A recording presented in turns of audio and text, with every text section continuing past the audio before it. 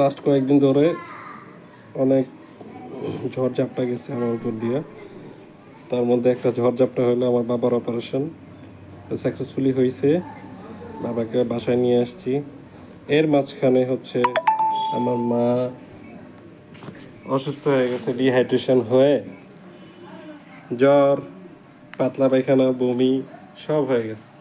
So তোমরা যারা বাচ্চারা আছো দেখতেছো আমার ভিডিও, তোমরা অবশ্যই বাইরে খাওয়ার খাবা না। এটা আমার পক্ষ থেকে তোমাদের উপদেশ। এই যে নাজিফা আর বাইরে খাওয়ার এখন খায় না। তুমি বাইরে খাওয়ার খাও? এই যে আমার হাত দিয়ে বাইরে হ্যাঁ, এগুলো দেখায় না। এগুলো দেখায় ব্লগে। হ্যাঁ, নাজিফা হচ্ছে একদিন নারকেলের মধ্যে কামড় দিয়ে দাঁত খুলে চলে গেছে, যে একটা দাঁত নাই নাজিফার।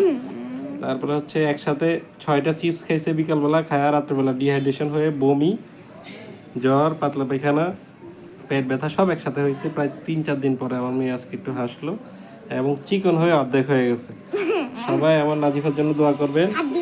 আর আপনাদের যাদের বাচ্চা আছে তাদেরকে অবশ্যই বাইরের খাওয়ানো থেকে বিরত থাকবেন। ধন্যবাদ সবাইকে।